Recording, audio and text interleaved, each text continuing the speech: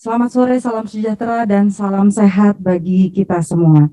Selamat datang yang kami hormati seluruh narasumber atau pembicara kita pada sore hari ini untuk acara Bincang Santai, serta seluruh peserta yang telah hadir baik secara offline maupun online. Baik Bapak Ibu peserta Bincang Santai telah hadir di tengah-tengah kita semua narasumber-narasumber pada acara Bincang Santai kita pada sore hari ini. Yang pertama kita sapa terlebih dahulu narasumber atau pembicara pertama, kita ucapkan kepada yang terhormat dan kami banggakan Bapak Tri Firdaus Akbarsyah SHMH.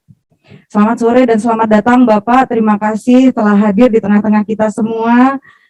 Ini juga telah berkenan untuk meluangkan waktunya untuk menyapa kami semua, khususnya rekan-rekan di Jawa Timur. Baik Bapak Ibu yang kami hormati, untuk mempersingkat waktu, langsung saja mari kita simak bincang sore kita dengan tema atau pembahasan mengenai notaris dalam lingkaran tindak pidana. Jalan-jalan ke Surabaya, jangan lupa makan semanggi. Mari kita simak bersama ya, bincang santai sore ini. Baik, beri tepuk tangan yang meriah untuk para narasumber kita pada sore hari ini. Oleh karena itu, kepada yang terhormat Bapak Moderator, Bapak R. Wiratmoko, dipersilakan. Assalamualaikum warahmatullahi wabarakatuh. Salam sejahtera buat kita semua dan salam sehat. Temanya tetap sama dan narasumbernya juga tetap sama. Di sini ada Dr. Peter Latumenten, ada Dr. Agung, ada pendiri dan penggagas TF Law Center, Bapak Tri Firdaus Akbarsyah. Juga ada Dr. Made Priya, tapi masih dalam perjalanan ke kemari. Mudah-mudahan beliau sampai nanti pada tepat waktunya. Baik, sebelum mulai, alangkah baiknya kita mengenal lebih dekat dengan Tri Firdaus, seorang pendiri dan penggagas dari TF Law Center ini. Kenapa TF Law Center ini diadakan, digagas, apa tujuannya, terus apa kepentingannya, semua nanti akan diungkap oleh Bapak Tri Firdaus. Kebetulan Ibu Ketum hadir pada kesempatan ini, alangkah baiknya kalau Ibu Yuwalita memberikan kata sambutan sedikit ya, supaya menghangatkan suasana bincang-bincang santai sore ini. Assalamualaikum warahmatullahi wabarakatuh. Salam sejahtera, salam sehat untuk kita semua. Pertama-tama tentunya kami mengucapkan terima kasih ya atas kesempatan yang diberikan sore ini sehingga kita bisa bertatap muka, meskipun saya mungkin tidak maksimal karena saya harus ke bandara lagi, tapi saya merasa senang ya bisa bertemu di sini dengan adik-adik semua. Adik-adik yang saya banggakan mungkin nanti bisa diteruskan oleh Pak Sekum, Pak Peter, dan Pak Agung. Tentunya kami pengurus pusat Ikatan Notaris Indonesia memang menginginkan dan mengharapkan adik-adik semua ini nantinya bisa menjadi pengganti kita-kita semua di sini.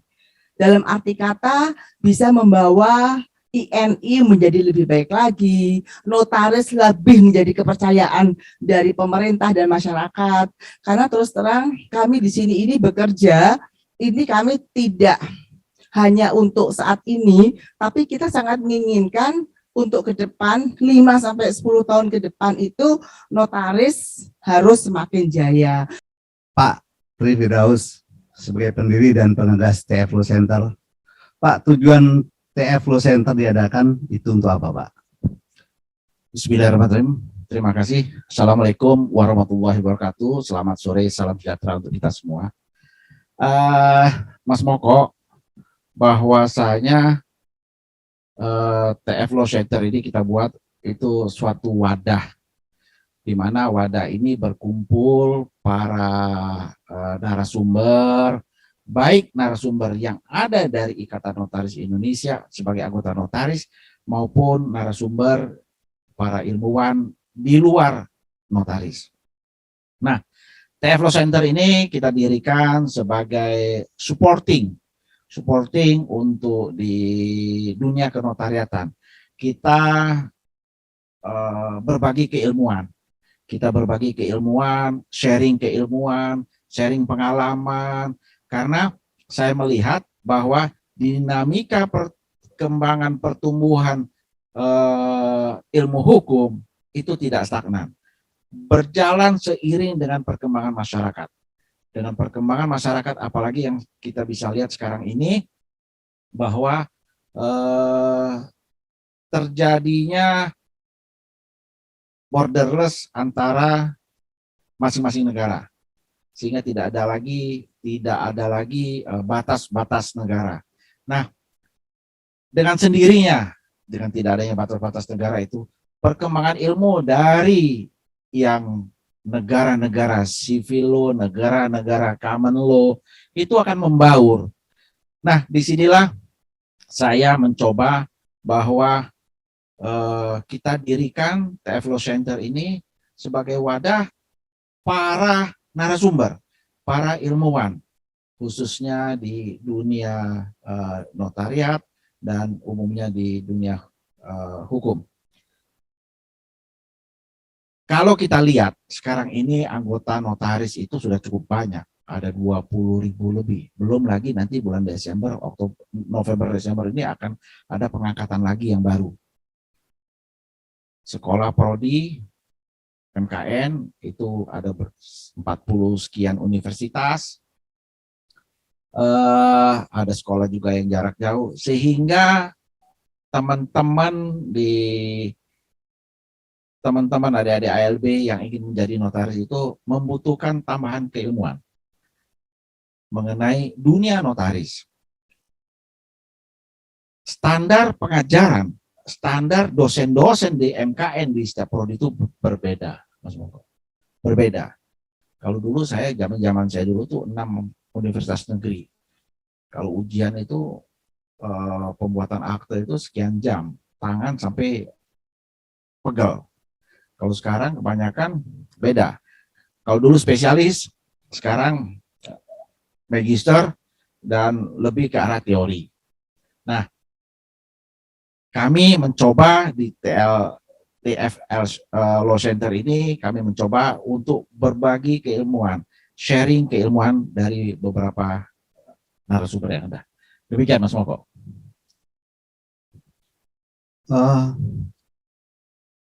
Untuk mengedukasi dan memberikan pemahaman terhadap rekan-rekan notaris ya pada umumnya maupun pemerhati ilmu notariat pada khususnya, itu kan tidak mudah Pak ya, banyak rintangannya, apalagi Bapak bilang borderless, batas antara negara satu ke negara yang lain itu tanpa batas, sehingga transfer knowledge atau transfer ilmu, baik itu ilmu hukum maupun ilmu penotariatan, mempengaruhi satu sama lain. Dan TF Law Center itu kan ada jangka pendek dan jangka panjang programnya Pak, karena di bidang keilmuan. Pak, untuk jangka panjang dan jangka pendek itu dalam waktu dekat TF Law Center akan mengadakan apa aja Pak, kegiatan apa aja di samping memberikan seperti webinar seperti ini. Betul. Ya. Betul. Terus jangka panjangnya Pak seperti apa Pak? Betul. Kita berbicara jangka pendek. Jangka pendek kita lihat bahwa sekarang teknologi yang ada, kita seminar-seminar kita tidak perlu lagi di dalam satu ruangan. Satu ruangan tatap muka langsung, tapi kita bisa menggunakan Zoom. Nah, jangka pendek itu akan kita buat satu program setiap minggu mengenai setiap permasalahan mengenai keilmuan dari dunia kenotarisan. Narasumber kita banyak. Ada juga yang terutama seperti Pak Peter, Pak Agung, Albesius, Pak Made Priya, Aulia Taufani, Taufik, Albert, gitu. Banyak teman-teman lagi yang lain yang sama-sama kita bergabung di wadah TF Law Center untuk berbagi keilmuan. Karena dunia notaris ini anggota kita aja sudah 20.000 dan masing-masing punya kesibukan sendiri-sendiri. Dan yang namanya keilmuan itu apalagi kita di dunia notaris haus akan keilmuan, haus akan keilmuan. Nggak mungkin kalau kita misalnya menguasai satu bidang sementara kita tidak mengerjakan akte terhadap bidang tersebut, kita pasti akan lupa, pasti akan lupa. Nah, oleh sebab itu nanti kita akan dalam jangka waktu dekat ini kita akan berbagi, kita akan bikin webinar untuk tiap minggu atau tiap 2 minggu. Untuk long termnya, jangka panjangnya banyak yang akan bisa kita kerjakan, banyak sekali. Dan ini sebagai supporting juga karena kalau di PP sendiri, Ikatan Notaris Indonesia sendiri, itu bukan notaris nggak bisa menjadi anggota di situ, bukan notaris. Dia juga bisa menjadi anggota kehormatan terbatas. Tapi kalau di TF Law Center itu dari orang komunikasi, dari lawyer, advokat, semua kumpul di situ untuk memberikan keilmuan. Begitu Mas Moko, makasih. Seperti kita ketahui, Pak TF ini kedudukan beliau di INI adalah sekretaris umum. Banyak program-program selama 2 tahun ini karena pandemi itu terbengkalai ya Pak ya, terhambat ya. Karena pandemi mungkin at least tahun ini lah Pak kita mulai bergerak lagi atau mulai pemulihan atau recovery. Artinya program-program yang terhambat Pak ya, yang kemarin belum bisa kita laksanakan, itu kan harus dilaksanakan Pak, belum tentu setahun ini selesai. Nah mungkin harus berkelanjutan.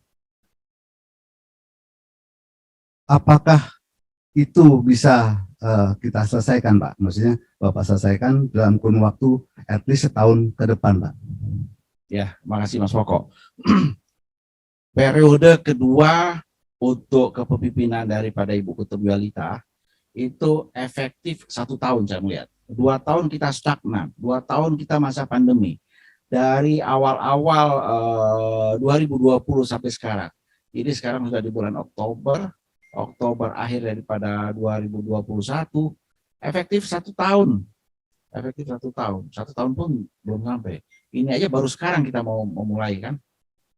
Jadi masih banyak program-program yang belum terselesaikan. Salah satunya mengenai MOU dengan kejaksaan, kedua mengenai sosialisasi MOU dengan kepolisian, meskipun itu sudah dilaksanakan dan kami melaksanakan itu pada saat zaman pandemi kemarin, dan terakhir bulan Desember 2020 itu ditandatangani oleh Pak Sigit pada saat itu sebagai Kabareskrim, dan ini wajib kita sosialisasikan.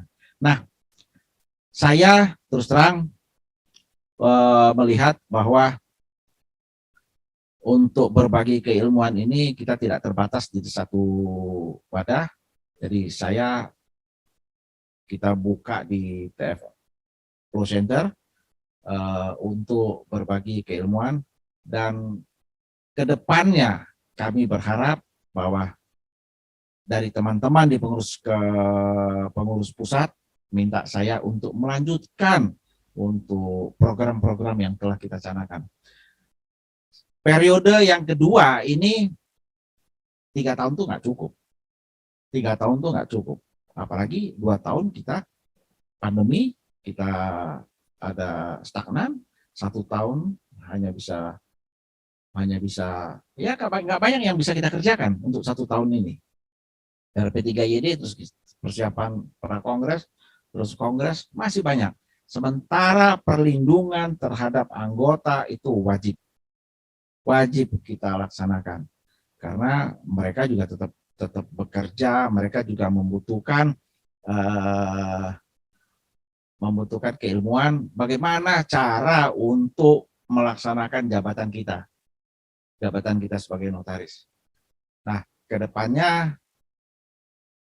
kami sepakat dengan teman-teman yang ada di pengurus pusat bahwa mereka minta saya untuk maju melaksanakan kepengurusan periode selanjutnya.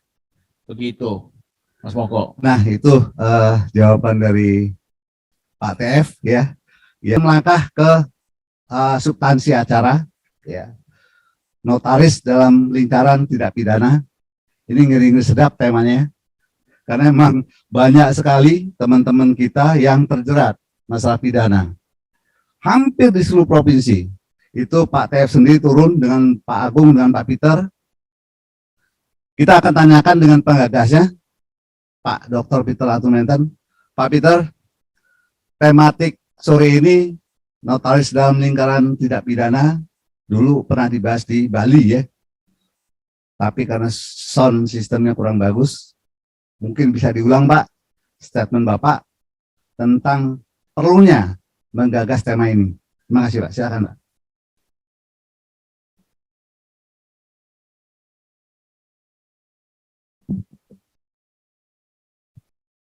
Assalamualaikum warahmatullahi wabarakatuh. Jadi memang kemarin saya ceramah dengan Iluni Fakultas Hukum UI, tapi judulnya Notaris dalam Pusaran Pidana. Mirip-mirip ya artinya. Nah, jadi kalau sekarang kita menganggap dalam alam modern sekarang ya, kalau ada orang menganggap notaris ini kan bukan pihak di dalam akta.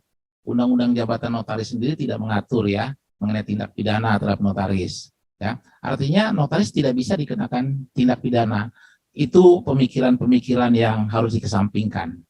Karena dalam pidana ada prinsipnya. Yang dapat dipidana satu adalah perbuatannya. Jadi perbuatannya itu harus bersifat melawan hukum dan memenuhi unsur delik. Unsur-unsur tindak pidana yang disebut dalam hukum materialnya, hukum pidana materialnya. Ya nanti kita uraikan. Nah kedua, bahwa tidak ada alasan pembenaran yang menghapuskan ya sifat melawan hukum dari perbuatannya. Ini kita bicara perbuatannya dulu. Ini ada teori pemisahan dengan kesalahan. Kalau kesalahan itu mampu bertanggung jawab, ada kesengajaan, ada kelalaian, tidak ada alasan pemaaf. Nah ini mesti kita kedepankan supaya tahu ya bahwa notaris itu bisa. Saya ambil contoh, ada seorang notaris, orang datang membuat wasiat. Ya cuman waktu dia membuat wasiat, yang satu bilang bahwa saya nggak mau, saya mau menolak. Tapi notaris bilang jangan masukkan, dipanggil. Saudara bisa mencak-mencak nggak? Ini kan nggak ada, saya nggak buat akta. Itu yang saudara bilang tidak masukkan itu perbuatan bukan? Perbuatan. Harusnya dikasih advis. Kalau saudara mau menolak, harus mekanismenya. Kalau dia WNI keturunan Tionghoa, penolakannya harus dilakukan di hadapan panitra pengadilan negeri setempat artinya. Nah dia harus nyatakan, dibuat berita acara penolakan. Tapi dengan kata-kata itu dipanggil, jadi proses.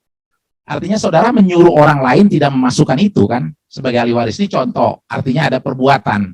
Nah, untuk melihat kesalahan, kita mesti lihat pendekatannya, parameternya dengan UJN.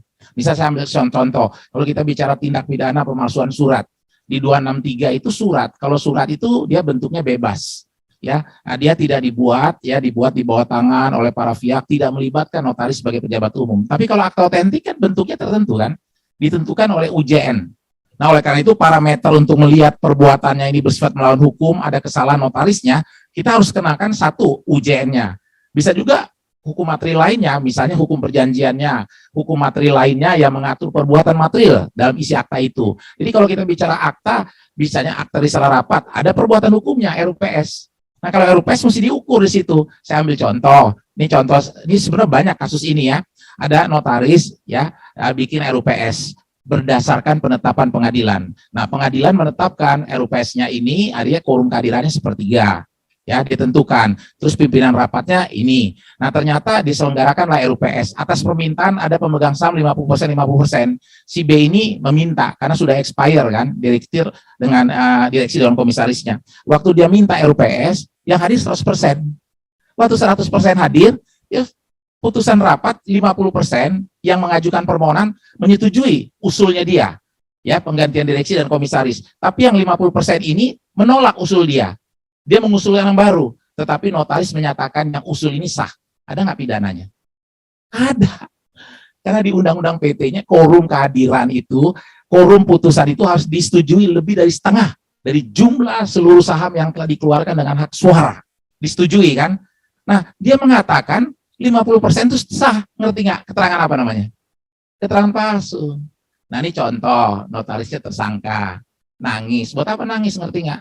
Udah nangis mau peluk kita lagi, kan nggak lucu nih manusia. Ibaratnya begitulah, ngerti nggak? Nah, saya bilang doa supaya nggak jadi proses hukumnya. Nah, nggak ada jalan lain, ngerti nggak? Ini satu contoh supaya kita bagi-bagi nanti. Habis itu ntar lagi ya. Itu kok. Ya, Pak Peter. Pak, kalau sewaktu-waktu notaris bisa dieksekusi, itu gimana Pak? Perlindungan hukum terhadap notaris sendiri? Kita ada gini, selain kita harus jalankan jabatan sesuai dengan SOP ya, jadi lahirnya akta otentik dan salinan itu harus mengacu pada UJN, ya. Terus sedapat mungkin dia harus ya perbuatan material yang disebut dalam akta tidak mengandung sifat melawan hukumnya, ya tidak boleh kita melakukan persekongkolan dengan para pihak atau pihak terafiliasi lah dalam para pihak itu dulu. Nah kita punya namanya MKNW, ini pilar penegakan hukum pidana. Jadi kalau misalnya seorang notaris dipanggil sebagai saksi dengan tersangka, dua yang berbeda. Jadi kalau ada MKNW itu menyamakan saksi dengan tersangka, itu kacau balau otaknya.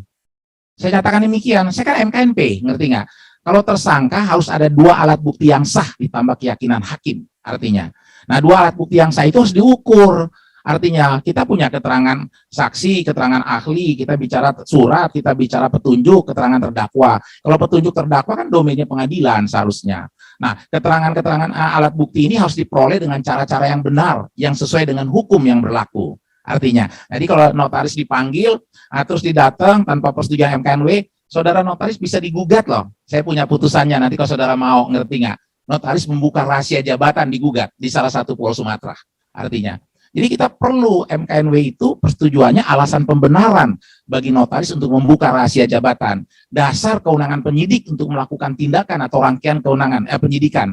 Nah itu dasarnya. Nah kalau ada persetujuan itu juga berlaku, ngerti nggak? Dalam tahap penuntutan dan pengadilan, karena kita mengenal adanya sistem peradilan pidana yang terpadu artinya. Nah oleh karena itu MKNW itu ujung tombaknya. Ya, kapan perlu disetujui, kapan tidak. Nah, ini kan ada parameternya ya di dalam peraturan Menteri Hukum dan HAM nomor 17 tahun 2021 yang terbaru artinya. Nah, itu parameternya ya. Nah, oleh karena itu persetujuan atau penolakan MKNW itu bisa diuji melalui PTON. Selain diuji, kalau namanya pemeriksaan saksi, saksi itu kan bisa diuji lagi kan melalui pra peradilan. Apakah waktu dia mengumpulkan bukti ini ya penyidik ini atau penegak hukum dalam mengumpulkan bukti ini sesuai nggak dengan tata cara yang diatur dalam undang-undang. Bahkan di dalam perkara pokoknya di pengadilan diuji lagi. Oleh karena itu nggak ada intervensi terhadap kekuasaan kehakiman. Pak Agung kan udah bilang ada putusan kita nomor 49 tahun 2012, ada yang nomor 16 2019, 22 tahun 2020. Jadi diuji pasal, ayat, pasal, bagian ya dari undang-undang. Jadi kalau kita punya hak konstitusional dalam undang-undang dasar dengan berlakunya undang-undang, hak konstitusional kita dirugikan. Boleh kita lakukan uji material. Nah, kalau kita lakukan uji material dengan pasal-pasal UUD. Nah, kalau misalnya kita lakukan uji lagi dengan pasal-pasal lain, udah berapa kali? 2 kali kan? 3 kali. Boleh. Tetapi Mahkamah Konstitusi dalam pertimbangan, walaupun diuji dengan pasal-pasal lain dalam Undang-Undang Dasar 45, tapi masalah konstitusionalitasnya sama. Sehingga dia nebis in idem. Masalah konstitusionalitasnya apa? Kalau notaris tidak diberikan izin, menghambat kan? Ya, pemeriksaan pidananya, kelanjutannya. Menghambat artinya dalam rangka penegakan hukum untuk mencari keadilannya orang. Nah itu masalahnya sama, sehingga putusan MK nomor 19, kemudian itu nomor 16, kemudian diputus nomor 22, dianggap nebis in idem. Pertimbangan hukumnya diambil. Bukan karena dasar pengujiannya berbeda, boleh saja, tapi masalah konstitusionalnya sama.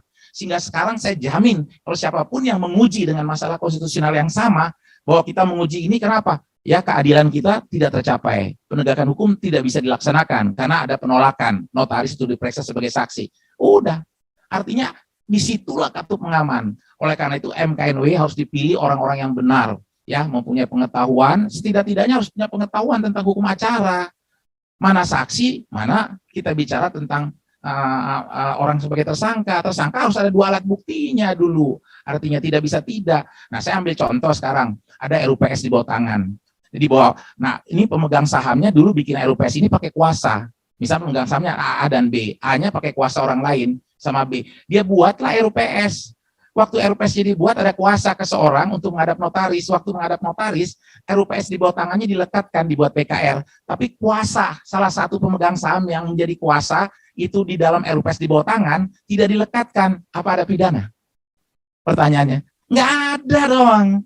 MKN mesti tahu. Ini kita membuat berdasarkan RUPS-nya ini sudah lengkap dan paripurna, bukan kita yang buat. Bukan notaris yang buat, para pihak yang membuat. Kalau pidana konsepnya perbuatan. Apakah notaris membuat itu? Tidak. Nah, RUPS di bawah tangan itu dibuat berdasarkan kuasa yang tidak dilekatkan. Kan kita pasal 47 kan wajib melekatkan semua surat, ya, akta di bawah tangan atau in originali yang menjadi dasar kewenangan bertindak penghadap. Wajib. Nah, kalau kita tidak lekatkan kuasanya, ini pelanggaran administratif, nggak ada pidana. Karena kuasanya kita membuat PKR dasarnya RUPS di bawah tangan. Nah, di situ ada kuasa orang untuk menghadap notaris artinya. Nah, kalau ada kuasa yang dulu dinyatakan palsu, ngerti nggak? Notaris nggak membuat kuasa itu. Dasarnya RUPS di bawah tangan artinya. Nah, kalau itu tidak dilekatkan, itu pelanggaran administratif, bukan pidana, ngerti nggak? Disinilah kejelian MKNW. Nah, itu kalau saya nanti di Jawa Timur, pilih saya jadi MKNW, begitu ibaratnya. Baru aman. Tapi kan ini enggak ya ibaratnya ya. Pak TF, seharusnya kan pengurus hadir Pak ya, kalau seandainya anggota terkena masalah. Gimana Pak? Betul, Mas Moko. Kita keliling Indonesia loh. Sudah keliling Indonesia. Papua, Medan, Pekanbaru, Bangka Belitung ya. Surabaya, lalu Jogja, keliling kita hadir. Tapi ada beberapa teman-teman ini mungkin malu, tidak mau melaporkan ke organisasi. Apakah dia malu, apa dia takut, atau apa saya nggak ngerti. Dia nggak mau. Tahu-tahu kita dapat informasi dari stafnya atau dapat informasi dari teman-teman yang lain bahwa oh dia ada ditahan gitu loh. Nah, itulah gunanya organisasi. Teman-teman, rekan-rekan notaris seluruh Indonesia, setiap apapun terjadi, apapun kejadian, kasih tahu ke organisasi, ke Pengda setempat. Nanti Pengda akan menyampaikan ke Pengwil, Pengwil akan menyampaikan ke pusat. Di pusat, kami bisa bekerja sama dengan Barreskrim, kami bisa bekerja sama sama Kejaksaan. Jadi, komunikasi itu yang perlu, komunikasi. Jadi nanti, Pak Agung ini, Pak Peter, saya sudah sering ke daerah-daerah, nemui teman-teman, dan kita juga banyak kita kirim surat, kita minta penangguhan, penahanan, supaya teman-teman itu karena dia punya kantor, dia masih punya kewajiban untuk menggaji karyawannya, untuk keluarganya, dan masih ada kerjaan-kerjaan lain yang harus dia selesaikan. Kami ajukan penangguhan penahanan. Jadi jangan hanya organisasi yang aktif, tapi anggota juga laporkan kepada organisasi. Ini loh permasalahan saya loh. Ini loh. Jadi jangan sendiri-sendiri aja. Kita nggak tahu. Begitu Mas Moko. Tuh, teman-teman, atau rekan-rekan seluruh notaris Indonesia nih. Rupanya kuncinya itu komunikasi. Mungkin segan atau apa, itu udah tugas organisasi untuk melindungi anggotanya yang terkena masalah di seluruh Indonesia. Di kepemimpinan beliau saya sudah mungkin puluhan kali sudah ke daerah-daerah untuk mencari solusi yang sudah terjerat masalah pidana. Nah, di sini juga ada Dr. Agung yang merupakan Ketua Bidang Perlindungan Profesi. Ini langsung nih di grassroots nih beliau nih menangani masalah-masalah ini. Pak Dr. Agung, Bapak kan sering sekali ya terjun di grassroots atau di anggota-anggota yang terkena musibah atau terkena masalah yang variatifnya itu mungkin berbeda satu sama lain sesuai dengan besar kecilnya itu masalah. Langkah apa Pak yang mungkin preventif, Pak Dokter, paling enggak bisa menyelamatkan lah rekan-rekan kita yang terkena masalah di daerah-daerah. Silakan, Pak. Ya, terima kasih Pak Moko.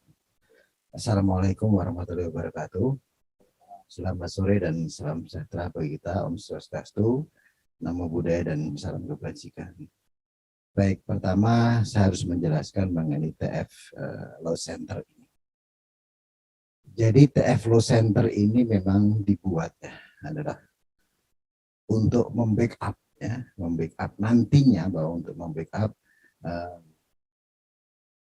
keterbatasan Pak Moko tenaga-tenaga di BPINI dengan meng-hire tenaga-tenaga ahli hukum untuk bisa melakukan satu bentuk pendampingan terhadap rekan-rekan notaris yang terkena masalah. Nah, bagaimana bentuk keberadaan TF Law Center? Nanti ini bukan semacam nama saja, tapi nanti akan berbentuk satu badan hukum. Jadi satu bentuk badan hukum yang kita buat dengan legalitas yang jelas, diisi dan ditangani oleh orang-orang yang profesional, terutama di bidang hukum ya.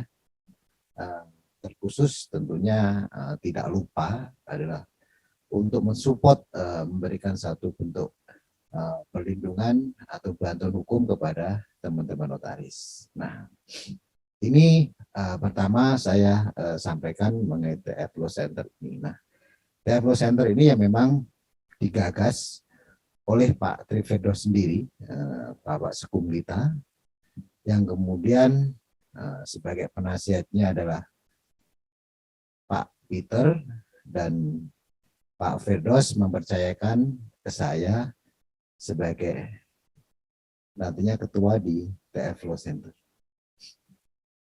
Nah, apa yang menjadi satu bentuk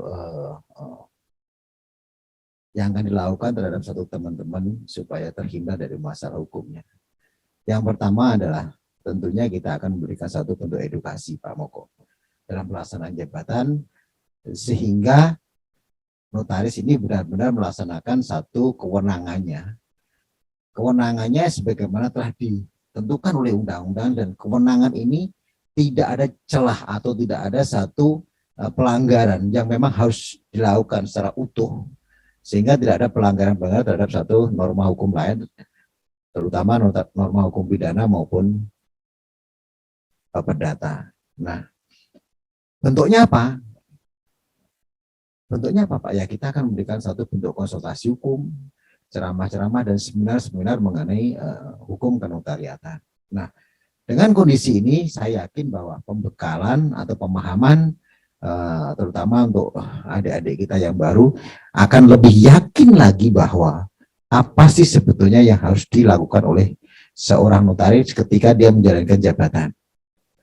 Itu yang pertama. Kemudian yang kedua, tentunya kita akan memberikan satu pendampingan Pak Moko, atau memberikan satu advice mengenai kasus yang dihadapi, dan pendampingan ketika dilakukan pemeriksaan oleh penyidik, sehingga terkait dengan kasusnya sudah disampaikan dulu kepada kita, dan tentunya jangan satu ragu-ragu lagi untuk menyampaikan, supaya kami sampaikannya secara terbuka. Kami akan menjaga kerahasiaan itu. Nah, sehingga nanti kami ini bisa apa sih kira-kira solusi hukumnya. Itu ketika kita memberikan konsolidasi, dan kemudian ketika dilakukan pemeriksaan tentunya harus ada pendampingan. Pendampingan dimaksud di sini adalah pendampingan bisa baik litigasi maupun tidak. Litigasi nanti akan muncul adalah dari TF Law Center, orang yang profesional mendampingi. Nah, dari notaris ini akan memberikan satu masukan terkait dengan kasus yang dialami. Nah, yang terakhir, bahwa dalam proses pendampingan jika memang masih diperlukan untuk memberikan keterangan ahli di proses pengadilan atau pemeriksaan, maka kita akan memberikan keterangan keahlian itu kepada yang bersangkutan, sehingga masalahnya yang kemudian harus ditarik-tarik menjadi pidana bisa kita terangkan secara tegas dan itu bisa diharapkan bisa melepaskan jerat pidana dari tuntutan kita. Banyak kita lakukan di pengadilan setelah kita memberikan keterangan kepada hakim ataupun kepolisian, hakim yang menyatakan, oh kalau begitu ini bukan kesalahan notaris. Nah, ini adalah satu bentuk apa ya, satu bentuk kepedulian untuk mendampingi satu teman-teman notaris. Nah, sisi lain tentunya bahwa ketika akan diperiksa sebelum pada tahapan pemeriksaan ke penyidik, tentunya kita juga akan memberikan satu edukasi bagaimana nanti ketika diperiksa oleh majelis kehormatan. Nah, pasal 66 keberadaan majelis kehormatan ini ada satu pasal yang sifatnya imperatif yang tidak bisa disimpangi oleh pihak penyidik terkait, maaf ya, terkait jika notaris terkena kasus pidana dalam pelaksanaan jabatan. Jadi ketika dalam pelaksanaan jabatan di luar itu tentunya tidak. Contoh, misalnya teman kita melakukan satu pelanggaran pidana di luar jabatannya, apakah melakukan satu bentuk penipuan di luar akte atau penggelapan atau melakukan satu bentuk tindakan kekerasan, maka ini nggak bisa. Tetapi terkait dengan jabatannya dan pembuatan akte itu wajib diberikan satu bentuk perlindungan dan pendampingan karena notaris ada bukan maunya notaris ada itu karena adanya undang-undang dan undang-undang ini memang dibuat adalah untuk kepentingan negara, di mana notaris diberikan kewenangan untuk menjalankan sebagian kewenangan negara. Nah, kewenangan inilah yang harus dihormati oleh pihak komuniti hukum atau institusi hukum terkait dengan tugas, fungsi, dan peranannya. Itu Pak Moko yang bisa kami sampaikan. Terima kasih Pak Agung, cukup jelas ya keterangan dari beliau. Ya. Kita ketahui bersama TF Law Center ini suatu badan yang nirlaba, artinya memang kita hanya membutuhkan support dari rekan-rekan notaris Indonesia atau pemerhati di bidang ilmu hukum kenotariatan. Support itu penting buat kami supaya kami bisa lebih berkembang. Ya. Keberadaan kami juga dengan ada supporting itu kita tahu parameternya bahwa kami dibutuhkan di tengah-tengah lalu lintas hukum kenotariatan. Karena kita tahu tugas notaris adalah di samping penunjang lalu lintas hukum juga penunjang lalu lintas ekonomi seperti apa yang disebutkan oleh Dr. Agung. Lalu Pak Dr. Agung, kalau memang begitu kan persoalan yang banyak dialami oleh rekan-rekan kita itu kan dia mengalami persoalan dulu, berkembang tapi belum lapor. Setelah terlalu dalam baru lapor ke kita. Ada yang terlambat atau ada yang tidak terlambat, gitu. Langkah-langkah yang paling efektif apa Pak? Kalau seandainya, maaf, mudah-mudahan rekan-rekan yang di sini tidak mengalami, bila sudah terjerat Pak, terjerat dan dia akan dieksekusi secara pidana, ini kan perlu langkah-langkah persuasif. Organisasi harus hadir.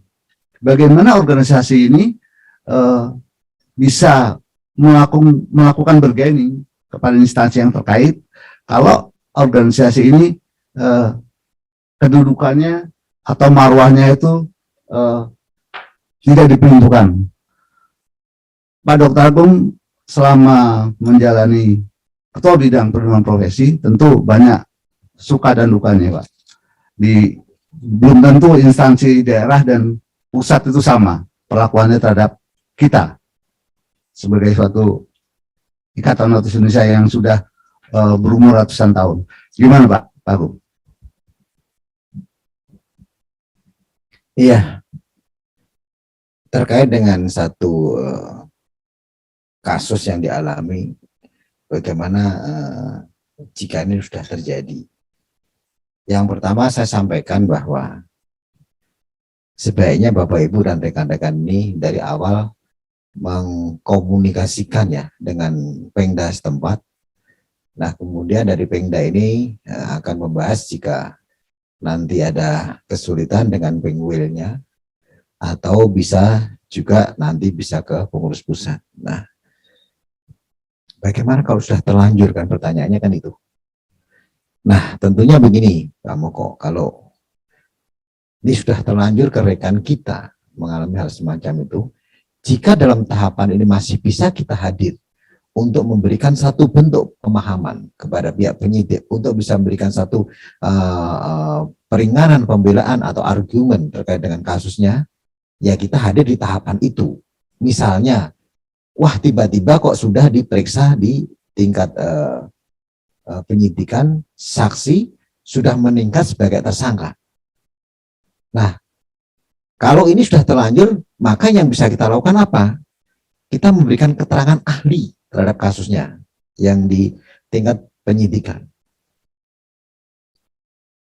Apakah ada unsur tindakan pidana yang dilakukan notaris apa enggak? Dalam hukum kenotariatan ada enggak bentuk pelanggaran? Apakah bisa dinyatakan dia melakukan satu bentuk pelanggaran pemalsuan atau turut serta? Ini kita hadir. Nah, kemudian kalau faktanya bahwa sampai ke kejaksaan dan dikembalikan berkas ke polisi, bahwa jaksa mengatakan belum cukup bukti, maka kita bisa memberikan keterangan di tahapan itu. Atau kita bisa memberikan keterangan di tingkat peradilan. Nah, ini yang kita lakukan dengan Pak Peter. Maaf, ini saya sampaikan pengalaman kami di lapangan ya, di tingkat penyidikan ini lawyernya nggak transparan, sehingga kita diminta udah nggak usah aja lah, nanti ada ketersinggungan dari pihak penyidik. Loh, buat apa kami hadir ke sini nggak memberikan keterangan ahli? Ini saya dengan Pak Peter jauh-jauh loh keluar kota.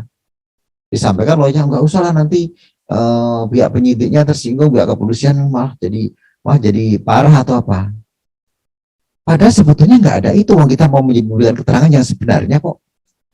Fakta hukumnya dan norma hukumnya kita sampaikan.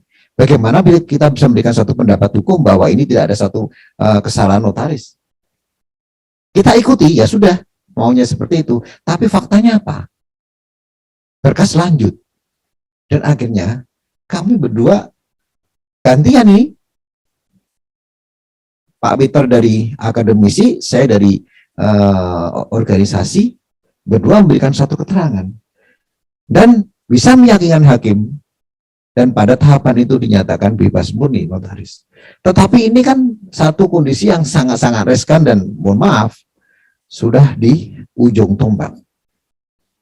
Kalau misalnya di tahap penyidikan itu kita bisa hadir, maka tentunya pihak penyidik juga orang yang tahu hukum. Dia juga akan ketakutan jika melanggar, karena apa? Ada hak di situ. Jika ada kesalahan dan pelanggaran terhadap penyidikan oleh polisi, notaris bisa pra peradilan. Misalnya dia tidak melalui, ini kasus pidana, nggak melalui tahapan pemeriksaan persetujuan dari majelis kehormatan. Ini ada pelanggaran undang-undang. Itu bisa peradilan dan pernah dilakukan Pak Peter di Jakarta dalam suatu kesaksian ahli di peradilan, permohonannya dikabulkan. Ini loh, hal semacam ini tuh kita satu keluarga di Kata Notaris. Ya tentunya ya sudahlah, sampaikan sajalah bahwa kita juga memahami, kita bisa memaklumi jika ada satu bentuk kealfaan dari rekan-rekan. Nah, sebelum melangkah lebih jauh lagi, saya rasa hal-hal yang kira-kira kita ragu menangani suatu pekerjaan ini, konsultasikanlah pada teman-teman senior, nggak masalah, daripada di kemudian hari ada masalah, lebih baik kita tanya di depan. Nah, kami akan melakukan satu bentuk konsolidasi, memberikan satu bentuk pendampingan, bahkan memberikan satu argumen, baik itu di tingkat penyidikan maupun di pengadilan. Nah, ini yang bisa kami lakukan. Mudah-mudahan dengan hadirnya TF Law Center ini bisa lebih mensupport lagi atau melakukan upaya maksimal terhadap rekan-rekan yang terkena masalah. Itu Mas Moko, terima kasih. Terima kasih Pak Agung. Memang sering terjadi ya rekan-rekan yang sedikit masalah di daerah-daerah itu. Kebanyakan sudah ditangani, maaf, kita nggak mencampur urusan dapur orang ya, ditangani lawyer. Akan lebih baik konsultasi dengan rekan senior, lalu ke pengedanya, nanti mungkin lewat pengda bisa ke Pengwil, lalu ke kami, sehingga bisa ditangani secara preventif. Tapi biasanya karena malu ataupun apa, ya, sudah ditangani oleh orang lain atau pihak lain, sehingga jadi blunder, susah diurai. Nah, ini yang jadi problem gitu loh. Mudah-mudahan kehadiran TF Law Center ini sedikit memberikan pencerahan. Karena yang dialami oleh Dr. Agung dan Dr. Peter ini kebanyakan seperti itu di lapangan. Karena sering kali juga saya ikut dengan rekan Teddy juga. Ini fakta ya. Rekan kita yang bebas murni di tingkat pertama, dieksekusi di tingkat kedua. Itu saksi ahlinya pada waktu itu kita hadir ya. Itu Pak Dr. Agung dan Pak Peter. Pak Peter, menurut Bapak kasus yang terjadi seperti apa Pak sebagai pembelajaran buat teman-teman ya. Kalau seandainya mengalami kasus yang sama, mudah-mudahan ada preventifnya. Silakan Pak Peter. Kalau pertanyaannya Pak Moko ini mudah, tapi kalau yang sulit kalau kita jadi ahli di muka pengadilan, itu lebih berat bebannya. Mendingan kita ujian disertasi. Saya sering ujian tuh di saya punya tesis atau apa tuh lain dengan yang saya ngomongin. Tapi ada pembimbingnya atau pengujinya lihat apa yang saya ngomongin saudara nggak ada di sini. Ya nggak lulus nih, tapi lulus juga ngertinya. Nah ahli itu diuji. Saudara ahli, gitu nggak? Lihat aja mata saya, ahli nggak yang mulia? Nah begitu ibaratnya ngerti nggak? Nah, saya pernah diperdebatkan ahlinya. Saya bilang saya ditugaskan oleh Fakultas Hukum UI, ngerti nggak? Setiap hari saya ngajarin orang yang tadinya kosong otaknya menjadi pinter, ngerti nggak? Saya apa artinya? Maha pinter, kan gitu kan kesimpulannya harusnya kan? Nah, itu yang diuji, ngerti nggak? Nah kalau kasus ini, nah saya cuma ingetin dulu nih ya sebelum nanti kan kalau dipotong sama moderator ya. Ini penting bagi saudara. Jadi kalau ada saudara ditarik sebagai tergugat atau turut gugat, nah, terus aktanya dibatalkan atau dinyatakan dibatalkan ya. Ya, kalau dibatalkan atau dibatalkan, saudara keluarin salinan jangan tulis ya, diberikan sebagai salinan ya. Itu saudara artinya membuat dokumen palsu. Karena dokumen sudah batal. Jadi tulis di belakangnya diberikan sebagai salinan ya oleh saya notaris ya. Dan berdasarkan putusan pengadilan negeri atau PT atau Mahkamah Agung yang telah punya kekuatan hukum tetap, akta PPJB ini nomor sekian tanggal sekian telah dinyatakan batal demi hukum atau dinyatakan batal. Ya ingat ya, ini saya cuma bilangin aja, ntar kejerumus lagi ngerti. Ini kan yang nggak dibelajarin. Terus kedua, kan berkaitan dengan warmerken. Warmerken itu bisa palsu. Yang tanda tangan si Moko ya diserahkan ke saya. Nah, pas palsu ditanya, notarisnya dipanggil. Ini yang serahkan dokumen siapa katanya? Nggak tahu. Masa nggak tahu, saudara notaris? Ngerti nggak? Nah, saya mesti kasih keterangan ahli. Bisa Pak, kalau namanya warmerken nggak usah ketemu notaris, lempar aja dari jendela. Notaris, tolong, ngerti nggak? Pakai Gojek, ngerti nggak? Mesti tahu lah notaris katanya, ngerti nggak? Nah, itu tadi ditarik-tarik dengan membantu, delik pembantuan. Jadi kalau itu buat buku daftar lagi, kita mesti ada inisiatif.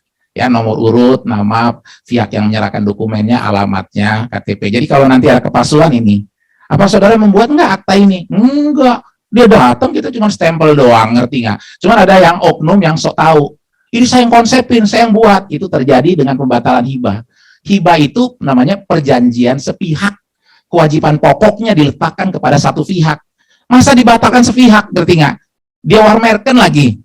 Warmerken dia ngaku, ini saya yang konsepin. Akhirnya TSK, ngerti nggak? Nah, kalau udah TSK ya, udah jalanin, ngerti nggak? Itu udah takdir. Saya bilang ngerti nggak kan? Jangan nangisin, ngerti nggak keadaan gitu. Nah, kalau kasus ini saya masuk dikit. Itu ada PPJB. Habis PPJB dia buat sewa menyewa.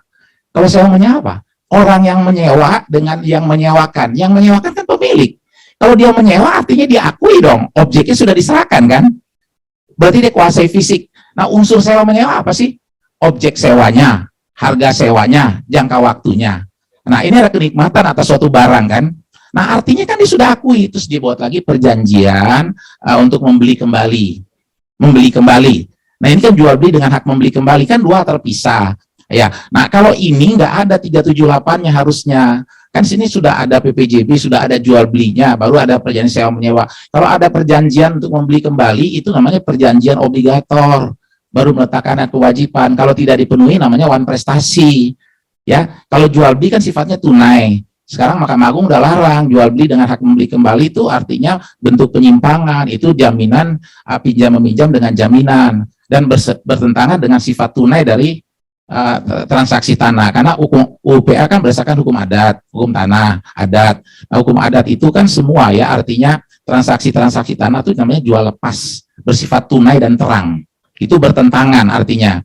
Nah, ini udah jalan artinya. Nggak bisa kita lakukan, apalagi dia tanda tangan. Kalau dia tanda tangan, terus dia mengaku pengakuan hutang, mana pengakuan hutang? Ini tanda tangannya dia loh. Ya, kalau pengakuan hutang dengan fakta-fakta lain bisa dia mengatakan tidak, karena dia tanda tangan. Nah, terus kemudian ada tanah sawah. Tanah sawah itu surat permohonannya ya, IPT-nya, izin peruntukan tanahnya, penggunaan tanahnya asli. Nah, permohonannya palsu. Saya tanya, kalau namanya izin peruntukan tanahnya asli, apakah tanah sawah itu, izin peruntukan tanah itu berkaitan nggak dengan keabsahan perbuatan hukum? Tidak. Itu kan cuma berkaitan dengan pendaftaran. Ya, iya dong. Kalau saya punya tanah sawah, saya beli, saya tidak bertempat tinggal di letak tanah itu. Dalam waktu 6 bulan kan saya harus pindah. Ya, atau di kecamatan berbatasan, atau kita menyerahkan kepada orang yang bertempat tinggal di kecamatan itu. Kalau tidak, diambil oleh pemerintah. Kalau diambil, diberikan dengan ganti rugi. Nggak ada kaitan keabsahan. Maka itu delik pemalsuannya putus semua, putus. Nah, 378 putus. Nah, waktu dia kasasi, dikasasilah dihukum 1 tahun. Nah, sekarang Pak Agung lagi berusaha. Ya, berusaha nih, dia benar-benar nggak mimpi, nggak ada orang yang berusaha mimpi doang, ngerti nggak? Kalau dia yang memang realitas nyata, ngerti nggak? Nah, kerja terus, sekarang mau PK, bagaimana PK kita bisa membantu. Inilah tugas bidang perlindungan profesi. Jadi walaupun ada lawyer ini kita kasih masukan-masukan. Ini loh konsepnya yang kita harus masukkan, ngerti nggak kan? Dalam PK nanti. Sehingga kalau PK-nya nanti berhasil kan bisa menolong rekan kita. Nah, ini kasus-kasus. Nah, yang lucu lagi, saya pernah hadapin yayasan. Yayasan terdakwanya ya sekitar 3 SD. Kalau notaris tuh magister bukan? Magister ya, hebat ya. 3 SD datang ke notaris lah, oknumnya. Bu, Pak, ini loh saya nih, saya ada wasiat dari pendiri yayasan. Bapaknya pendiri, meninggal dapat wasiat. Masa dengan wasiat itu notarisnya buat semua penyesuaian dengan undang yayasan, mengangkat pengurus, pengawas, pembina. Yayasan kenal wasiat nggak? Kalau wasiat itu isinya kehendak terakhir ya dari orang yang nantinya, kehendak terakhir mengenai harta kekayaan orang yang membuat wasiat itu, kehendak terakhir dari harta kekayaannya. Boleh nggak saya bikin wasiat, kalau saya mati harta kekayaannya Agung buat anak saya? Kalau boleh, sekarang saya bikin nih, ngerti nggak? Semua ketua Pengwil se-Indonesia, kalau saya mati semua harta kekayaan ketua Pengwil buat anak saya. Enak nggak? Enak aja, ngerti nggak? Artinya, ya kan subjek hukum berbeda, oknumnya berbeda. Masa dia bisa bilang ini buat anak saya, ngerti nggak? Begitu modelnya. Nah, itu terjadilah. Saya saksinya. Dia nanya, dia tanya, ini hakimnya tanya nih. Ya, dia tanya apakah saudara ahli yayasan mengenal wasiat? Ditanya begitu. Yayasan mengenal wasiat nggak? Nah, saya bilang boleh nggak saya kasih ilustrasi yang mulia? Nah, ilustrasinya apa? Kalau saya membuat wasiat, tapi nanti kalau saya meninggal, artinya harta kekayaan Moko buat anak saya, ketua umum ini hartanya buat saya, buat anak saya, boleh nggak? Ya nggak boleh, ngerti nggak? Nah, yang begini-begini kita harus ekstra hati-hati. Dan kedua, tanda tangan. Kadang-kala ditandatanganin RUPS. Terus yang dua bilang kan banyak, hampir semua notaris kalau bikin RUPS nggak ada tanda tangan tuh paling banyak. Ini yang terjadi. Nah, datang dibacain, ada nggak rapat? Kita mesti jujur ya. Ini yang terjadi. Nah, 2 orang mengingkari, nggak ada rapat, itu cuma dibacain sama notaris. Ketua rapat membuka rapat, ngerti nggak? Itu terjadi pidana. Waktu dia tanya, katanya itu palsu. Ada ahli lain bilang palsu, ngerti nggak? Nah, saya tanya nih, ini orang ahli, bener nggak nih? Kan ahli macam-macam, ada ahli bidang hukum, mandiin mayat, macam-macam kan. Nah, kebetulan saya nggak, ngerti nggak? Dia nanya, ngerti nggak? Nah, kalau dia nggak ngakui, Kalau dia mengakui, dia tanda tangan nggak? Nah, dia tanda tangan. Orang itu cakap nggak? Bukan cakap mukanya ya, otaknya cakap nggak? Cakap, ngerti nggak? Nah, kalau dia cakap, dia mengetahui dong akibatnya, mengetahui maknanya dari perbuatan hukumnya. Artinya keterangan yang ada di situ adalah perbuatan hukumnya. Kalau dia menyatakan dia tanda tangannya tidak rapat, itu harus dibuktikan cacat kehendaknya, ada paksaan, penipuan, khilaf artinya. Dan itu pra-peradilannya, ya, dihentikan penyidikannya, digugat sama dia. Akhirnya penghentian penyidikannya dinyatakan sah. Saya tampilin, orang lain tampil palsu. Palsu di mana orang tanda tangan? Kalau begitu semua notaris Indonesia bisa kena loh, ngerti nggak? Dia tanda tangan, dibilang aja, enggak ada rapat, enggak ada ini, kena begitu. Apa tuh arti tanda tangan, ngerti nggak? Ditulis dengan tangannya sendiri. Itu kalau waktu mahasiswa tuh ditulis tanda tangannya dengan tanda tangan orang lain. Saya bilang, arti tanda tangan baca lah. Tulisan tangan sendiri. Lu punya tanda tangan orang lain? Enggak. Itu namanya apa? Palsu, ngerti nggak? Nah, itu modelnya. Nah, ini kasus case yang kecil-kecil, tapi bisa kita catat, ngerti nggak? Maka dari itu, kalau kita nih catat semua nih kasus-kasus case-nya, kita buat buku nih solusinya, kita diskusikan. Wah, seluruh notaris pinter. Kalau notaris semua pinter, penegakan hukum nganggur. Iya dong. Nah, itu logikanya lah, kausalitasnya di situ, ngerti nggak? Nah, maka dari itu biar aja deh, nggak usah bagus-bagus lah, suruh notaris lah sebagian, biar kerjaannya makin banyak penegak hukum yang lain kan, ngerti nggak? Kalau semuanya bagus, logikanya iya dong. Tahanan kurang, ngerti nggak? Perkara perdata kurang, ngerti nggak? Pengadilan sepi, ngerti nggak kan? Kenapa? Notarisnya hebat-hebat, ngerti nggak? Ya inilah melalui TF, ngerti nggak? Ya. Terima kasih Pak Peter, luar biasa keterangan dari beliau. Inilah gunanya keberadaan TF Law Center. Mudah-mudahan TFLC ini berkesinambungan, ya. Dan mudah-mudahan pula pendiri dan penggagasnya menjadi ketua umum, sehingga TF Law Center berlangsung terus, bisa memintalkan notaris di Indonesia. Itulah salah satu dari keterangan dari Pak Peter tadi, clue ya, clue buat kita semua, jangan lakukan. Kalau melakukan itu solusinya. Di ujung nanti, di ujung acara, tentu kita akan buka ya dialog interaktif dalam bincang-bincang santai ini. Banyak sekali pertanyaan yang masuk, dan kayaknya agak susah-susah ya.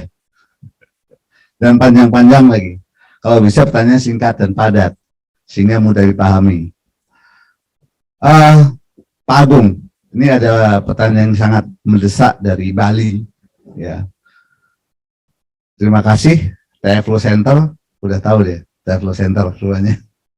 Salam hormat, saya Jeffrey Firmanyo Sugianto, notaris di Denpasar.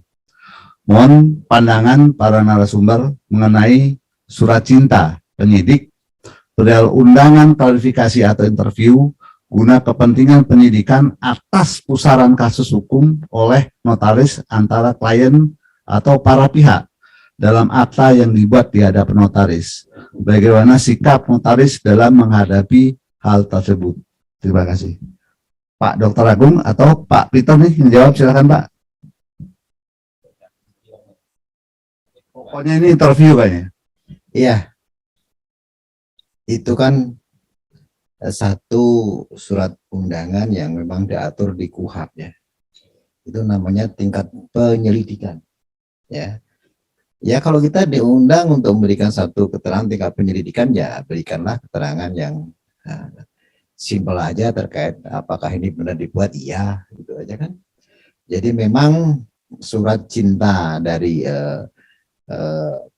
kepolisian terkait dengan satu interview ini dalam KUHP disebut tahapan penyelidikan. Nah, apakah nanti tahap penyelidikannya ada kesalahan atau unsur pidana yang dilakukan oleh notaris apa tidak?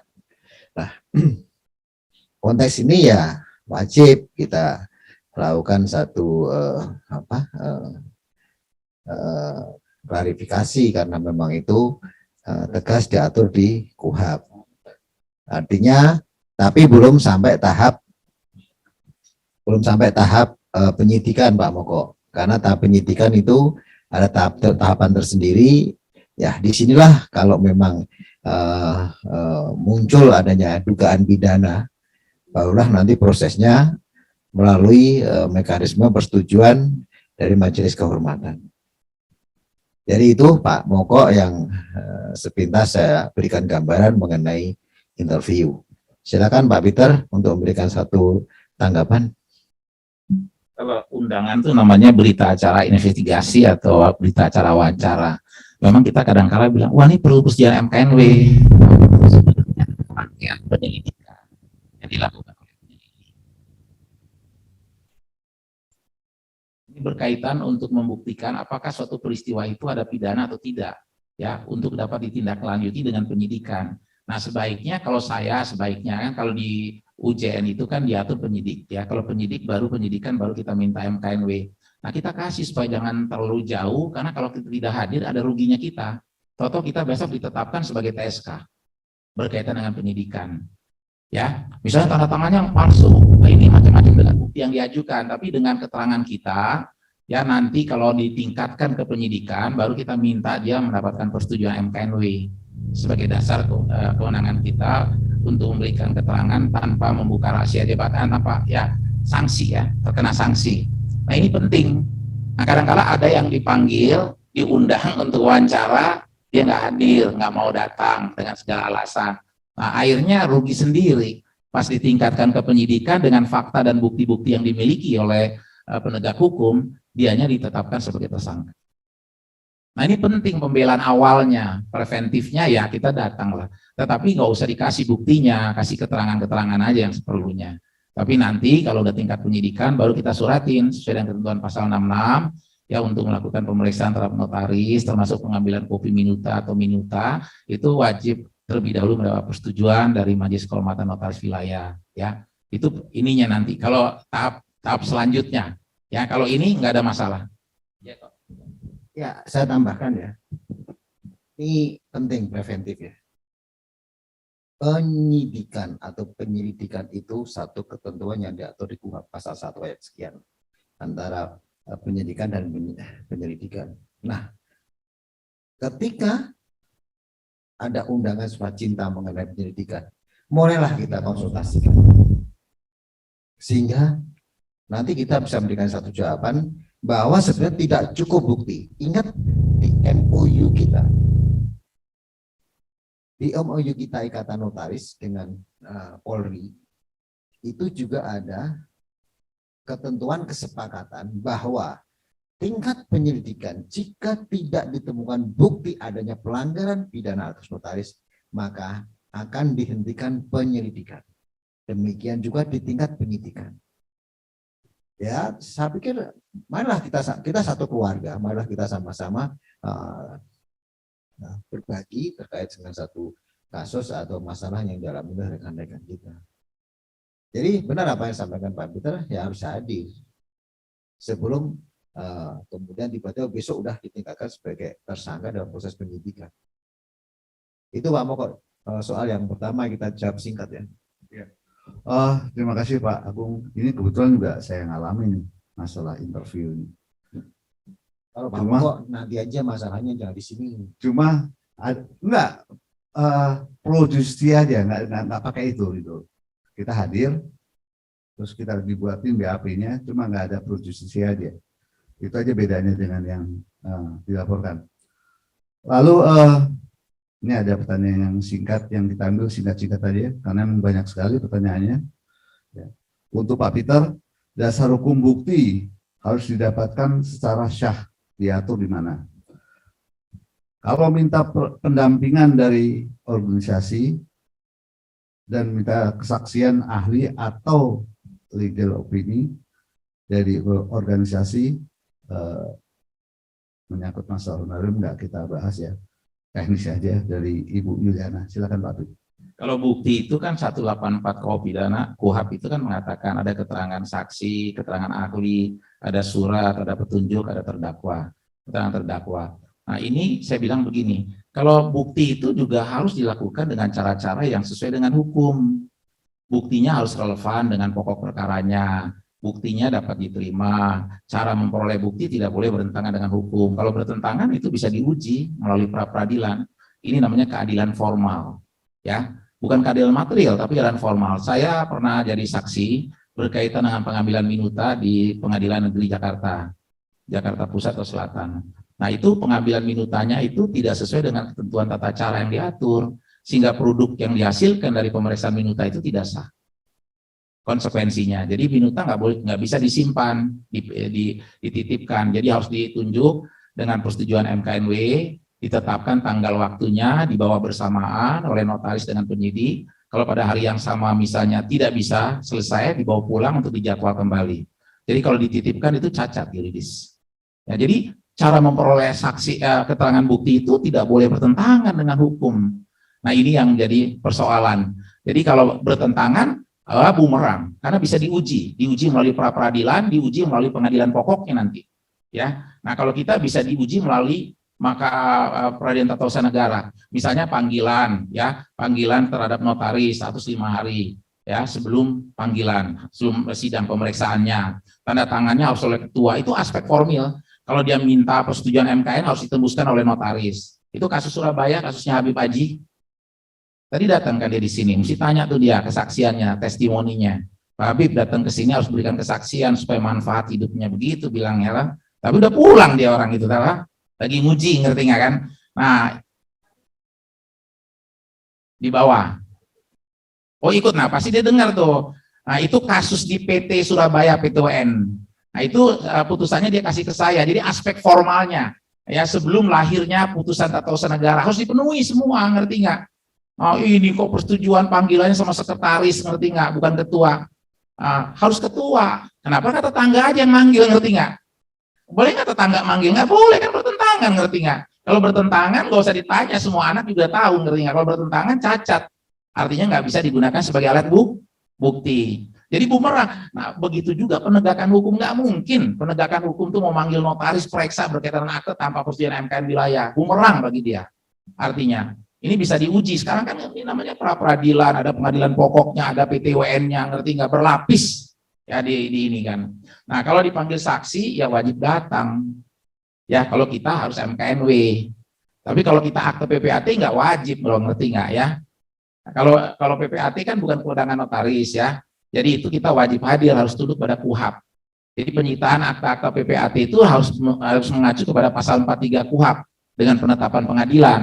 Tapi kalau kita nih leg spesialisnya, ya MKNW-nya, ya jadi saudara nggak usah takut, ini pasti penegak hukum akan patuhi semua, tidak mungkin tidak, karena resikonya ada, ya resikonya dengan gugatan pra peradilan atau nanti dalam pengadilan pokoknya bisa diuji kembali, ngerti nggak? Cara-cara mengumpulkan buktinya, pengambilan kopi minutanya, pemeriksaan sebagai saksinya, itu kan semua yang berkaitan dengan akta-akta notarisnya. Kalau kopi minutanya dia harus minta izin dulu, dibuat kopi, dinyatakan sesuai dengan aslinya, dibuat berita acaranya, dijadikan alat bukti. Kalau minuta nggak bisa, minuta kan juga dokumen negara, jadi minutanya itu dipinjam untuk foto forensik, dia melekat. Nah, jadi nggak bisa minutanya disita, terus kemudian dilekatkan pada berkas perkara, nggak bisa. Yang dilekatkan dalam berkas perkara adalah kopi minutanya. Nah itu kita pakai istilah kopi minuta dengan minutanya, dengan pemanggilan sebagai saksi. Nah bisa bergeser menjadi tersangka. Ya, kalau menjadi tersangka ada konsekuensinya ditahan kalau ancamannya 5 tahun atau lebih, artinya bisa juga tidak ditahan kan dengan COVID. Sekarang kebijakan-kebijakan banyak, orang yang sekarang ditahan aja, yang dihukum penjara sudah inkrah, kalau dia menjalankan tahanannya, masa penahanannya itu selama lebih dari setengah masa hukumannya, itu dia bisa asimilasi rumah sekarang, ditahan di rumah. Nah, itu sekarang ada kemudahan-kemudahan lah ya dalam konteks sekarang over capacity-nya, terus kemudian dengan COVID-nya dan sebagainya. Jadi saudara nggak usah khawatir, ikutin aja petunjuk. Ya, saya belum tahu nih ada satu lagi putusan nih, pada pengacara mau kasih saya putusan berkaitan dengan di Surabaya juga, nanti saya lihat ya. Ini berkaitan dengan pencemaran nama baik. Pencemaran nama baik. Jadi seorang melaporkan oknum notaris, dilapor malah pencemaran nama baik orang itu. Nanti saya belum dapat putusan, kalau udah pasti dapat putusan nanti saya share, ngerti nggak? Ya, ini dia mau konsultasi ya sama saya berkaitan dengan putusan itu. Makasih Pak Peter. Ini kan bincang-bincang santai ini bisa disimak melalui offline dan online ya. Ini yang offline nih. Ada yang mau tanya nggak? Mumpung masih ada waktu sedikit. Yang mau tanya, yang offline silahkan. Berdiri, nama ya, sebutkan namanya. Mic-nya dikasih tuh. Selamat sore Bapak-Bapak sekalian. Nama saya Vika, Pak, Notaris Kabupaten Gresik. Terkait penjelasan dari Pak Peter tadi yang tentang pembatalan berdasarkan putusan pengadilan, apabila ada putusan pengadilan menyuruh notaris untuk membatalkan PPJB, itu kita bikin akte pembatalan berdasarkan putusan pengadilan atau yang salinan tadi ya Pak? Saya kurang jelas tadi. Terima kasih Pak. Jadi kalau perjanjian itu kan mengikat bagi para pihak. Jadi pengadilan ngapain nyuruh notaris? Nyatakan aja batal, selesai kan? Ya. Nah, itu maksudnya kalau di dalam amarnya dinyatakan PPJB yang kita buat batal. Nah, terus orang itu pasca putusan itu meminta salinan. Nah, kalau kita minta salinan, kita keluarkan, diberikan sebagai salinan sama bunyinya, dan berdasarkan putusan PN nomor sekian tanggal sekian yang telah memiliki kekuatan hukum tetap, perjanjian ini batal demi hukum. Dalam amarnya menyatakan perjanjian ini batal demi hukum. Bukan menyuruh notaris membatalkan, orang hakimnya punya kewenangan. Kan hakimnya tinggal menyatakan batal, ya, dapat dibatalkan atau batal artinya. Nah, jadi ini penting. Jadi nggak pernah kita ketemui, kita catat sehingga kita nggak akan terulang. Kalau dapat kasus kan seringkali ditarik sebagai turut tergugat, sebagai tergugat. Nah, kalau ditarik sebagai tergugat, kita harus mematuhi putusan. Nah, sudah kita dianggap kita mengetahui walaupun kita nggak hadir-hadir di muka pengadilan.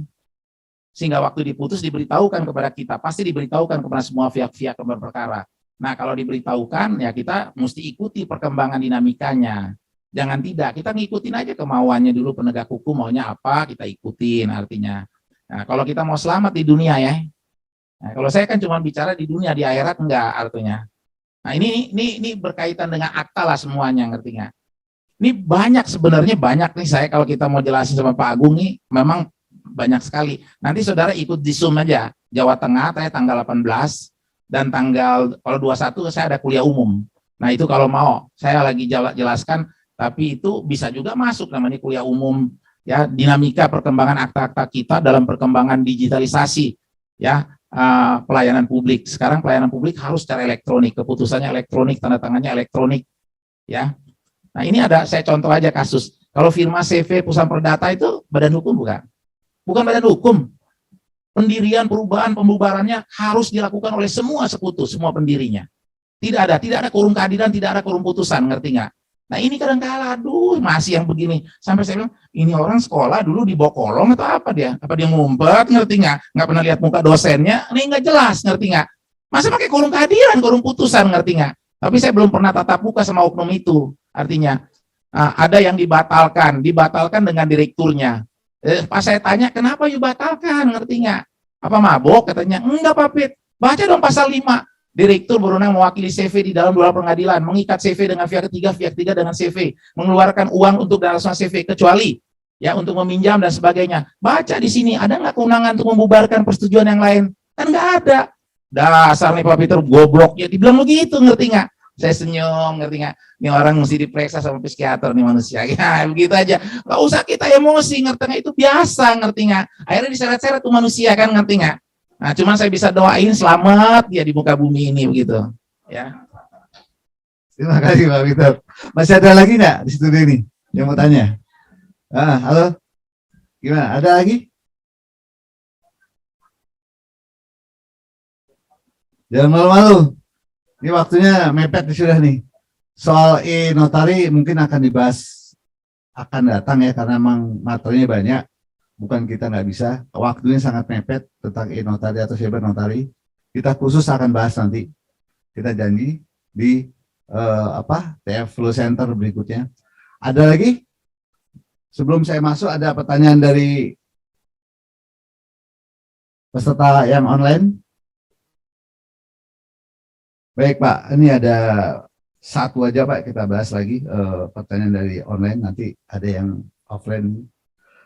Izin tanya Pak, bagaimana pertanggungjawaban pidana notaris apabila notaris tersebut melakukan penggelapan uang pembayaran BPATB atau PBB ini Pak? Ya, ini kasus sering terjadi dan beberapa bulan yang lalu atau bulan lalu lah diputus di pengadilan dihukum 2 tahun juga terkait dengan penggelapan. Nah, jadi begini, apakah terkait dengan satu pembayaran pajak, uang pajak ini menjadi tugas jabatan notaris? Ini nggak pernah ada diatur mengenai pasal 15 dan pasal 16 Undang-Undang Jabatan Notaris tentang notaris untuk membayar pajak. Nah, saya sarankan sebaiknya terkait dengan uang pajak ini, biarlah para pihak ini melakukan pembayaran sendiri. Karena begini, ada kelalaian, kealpaan kita begitu uang pajak itu ternyata ada kan digunakan pegawai kita atau apa, itu biasanya notaris akan dibawa-bawa. Nah, terkait dengan penggelapan pajak ini adalah satu pidana notaris yang ini di luar jabatannya. Maka dengan demikian pihak penyidik tidak harus melalui persetujuan majelis kehormatan karena itu di luar jabatannya. Nah, satu itu. Yang kedua, kalau kita menerima uang pajak dan kemudian sampai nggak sampai terbayarkan, nanti ada asumsi, ada tafsir bahwa ini kita juga harus diwajibkan untuk PMPJ, pengguna untuk wajib lapor mengenai penggunaan uang dari pihak ketiga. Nah, saya rasa yang begini-begini dihindari sajalah. Sekarang kan bayar pajak itu gampang bagi penghadap. Nggak usah lah kemudian kita mencari pekerjaan yang resiko, apalagi kemudian kita meminta kepada karyawan kita dan kemudian karyawan kita menggunakan, nggak masuk kantor sehari, 2 hari, seminggu, 2 minggu, sebulan, dan akhirnya dibawa kabur dan uang itu ratusan juta. Nah, ini suatu peristiwa pidana, yaitu notaris Pak Moko yang itu di luar jabatannya. Jadi itu Pak Moko. Ada tambahan Pak Peter? Sebenarnya kasus ini saya kemarin kasih keterangan ahli di Bekasi, panjang lebar, ya. Cuma kan lagi dalam proses kasasi atau proses hukumnya, jadi nanti aja kita jelaskan kalau sudah inkrah, ya. Takut nggak enak, ini kan upaya hukumnya belum digunakan hak-haknya dia. Cuman satu aja saya kasih tips, kalau saudara nanti dikasih pembuatan akta, pemecahan sertifikat, jangan sekali-sekali dengan kuasa terus datang ke lapangan, nunjuk batas. Notaris kan biasa tuh oknumnya kan nunjuk batas, nih batasnya ini, ngerti nggak? Nggak tahu tanah kuburan orang lain ditunjuk, ngerti nggak? Keluarlah sertifikat. Nah, pertanyaannya sama jaksa lucu ditanyanya dari penegak. Saudara, boleh nggak, ada nggak tugas notaris mengukur, menunjuk batas-batas tanah di dalam PP 3798, PP 24? Nggak ada. Menunjuk batas nggak ada. Artinya, kalau nggak ada, boleh nggak dia menunjuk batas? Boleh. Sepanjang ada kuasa dan dia mengetahui secara faktual batas-batas tanah. Dia nggak tahu faktual, main nunjuk aja. Ini kan kacau ini, ngerti nggak kan? Akhirnya jadi TSK, ditahan, dilakukan penangguhan. Jadi jangan mau ditunjuk-tunjuk. Kalau ngukur aja sendiri, ngerti nggak? Kita jangan tunjuk, nganterin boleh lapangannya, ngerti nggak? Ntar kita main tunjuk, nggak tahu kuburan orang diambil, ngerti nggak? Ini buat tempat pemakaman orang tua saya nih, ditunjuk ke sama notarisnya, oknumnya, ngerti nggak kan?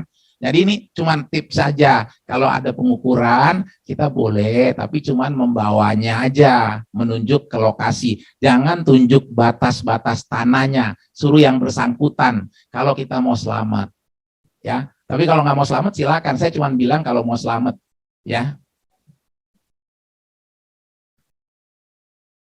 Rekan-rekan yang di studio, ada pertanyaan? Udah di pengunjung waktu ini, sebelum ada closing statement dari Pak TF. Gimana, rekan-rekan? Ada pertanyaan? Yang di depan nih, diam aja. Gimana khusus banget. Pengadilan pernah saya ditanya terdakwa, soal terdakwa ada pertanyaan buat ahli nggak? Emang terdakwanya orang pinter deh. Nah, ada yang mulia. Nah, udah dia termenung ditanya, silakan pertanyaan, dia berdiri. Pertanyaan saya tidak ada. Luar biasa nggak otaknya? Luar biasa, itu filosof asli, ngerti nggak? Saya sampai geleng-geleng kepala, ya aduh, ngerti nggak? Ini terjadi beneran, ngerti nggak?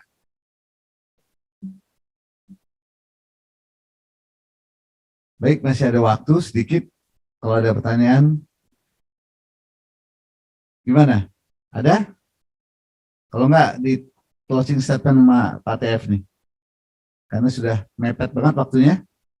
Oke, kita closing ya. Silakan Pak TF. Baik, Mas Moko, terima kasih. Terima kasih kepada seluruh rekan-rekan, baik yang luring maupun daring. TF Center ini sebagai wadah, mungkin teman-teman, rekan-rekan yang ada di sini, kalaupun malu-malu untuk bertanya, nanti bisa buat grup, bisa chatting di situ, bisa bertanya melalui WA.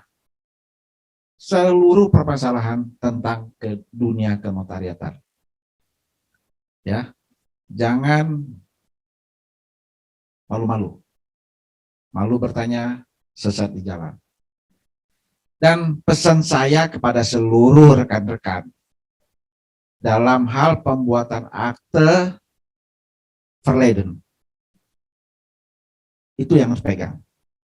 Kalau verleden dibuat di hadapan, dibacakan, ditandatangani di hadapan kita, aman. Pasti aman. Akan dari organisasi akan membela mati-matian. Tapi once ada cacat dalam pembuatan dan diketahui oleh penyidik, nah ini yang susah kita mau membelanya. Seperti tanda tangan tidak di hadapan, kadang dibawa oleh asisten. Godaan terbesar biasanya sama notaris-notaris yang baru. Itu kadang jadi jeleknya ini ya, ada ya mohon maaf, senior-senior yang memberikan, ada senior-senior yang saya temui bahwa pembuatan akte, sini sama saya, masa kamu nggak percaya sama saya lebih senior dari Anda, masa kamu nggak percaya, sini saya tanda tangani. Jangan mau, karena tanggung jawab minuta, tanggung jawab pribadi kita, bukan tanggung jawab senior. Sering sekali itu terjadi. Jangan sekali-sekali. Kuncinya verleden. Itu. Sekali lagi, mungkin ada pertanyaan ataupun permasalahan yang ada dalam kehidupan kita sehari-hari sebagai notaris. Nanti bisa ada grup WA, bisa bertanya di situ. Nanti akan dijawab oleh para pakar. Demikian, terima kasih. Wabillahi taufiq wal hidayah. Wassalamualaikum warahmatullahi wabarakatuh. Waalaikumsalam warahmatullahi wabarakatuh. Demikian rekan-rekan, baik di studio yang offline dan online, yang menyimak bincang santai bersama TF Law Center, yang kali ini bintang tamu kita, Saudara Madepre dalam perjalanan tapi belum sampai juga, setelah kita tunggu-tunggu sampai closing statement oleh Pak TF. Baik, terima kasih Pak Dr. Agung, Pak Dr. Peter, dan Pak Tri Firdaus sebagai pendiri dan penggagas TF Law Center, dan rekan-rekan di studio atas supportnya. Kami mengucapkan terima kasih. Mudah-mudahan perbuatan yang kecil ini dan mulia ini bisa mendapat tempat dan bisa memberikan kebaikan buat kita semua. Akhir kalam, billahi taufiq wal hidayah. Wassalamualaikum warahmatullahi wabarakatuh. Waalaikumsalam warahmatullahi wabarakatuh. Sekali lagi beri tepuk tangan yang meriah untuk seluruh para narasumber yang telah jauh-jauh datang dari Jakarta. Terima kasih banyak Bapak telah hadir di tengah-tengah kita semua untuk memberikan masukan serta bimbingan dan arahan kepada kita semua, tentunya dalam menjalankan tugas dan jabatan kita sehari-hari. Semoga kita dapat mengemban amanah dengan baik dan lancar tanpa ada halangan satu apapun. Amin, amin ya robbal alamin. Baik, di sini kami juga mengenalkan ada TF Law Center, tadi sudah disampaikan oleh Bapak Pak Tri Firdaus bahwa nanti akan ada WA group Nah, tapi di sini juga jangan lupa kami ingatkan untuk follow Instagram dari TF Law Center ini. Bisa dilihat ada tflaw.center. Ya, tepuk tangan yang meriah. Sekaligus kami juga memperkenalkan ada di Instagram, mungkin boleh sama rekan-rekan juga untuk membuka Instagramnya dan memfollow tflaw.center, huruf kecil semua. Mungkin seluruh peserta baik online maupun offline dimohon berkenan sekali lagi untuk follow Instagram tflaw.center.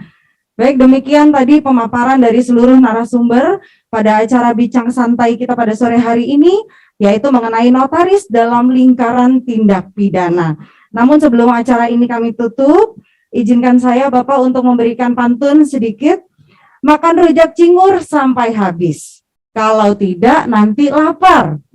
Jangan khawatir rekan-rekan notaris, di sini ada TF Law Center.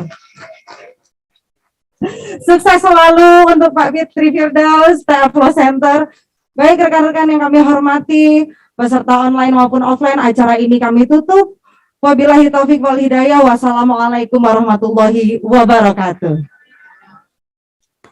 Sampai ketemu di acara TF Law Center yang berikutnya.